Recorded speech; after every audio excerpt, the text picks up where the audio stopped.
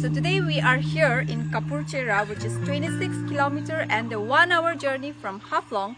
So in Kapurcherra there is a waterfall which is named as Banglaima Daogah Waterfall, and so today I am here to explore this beautiful waterfall.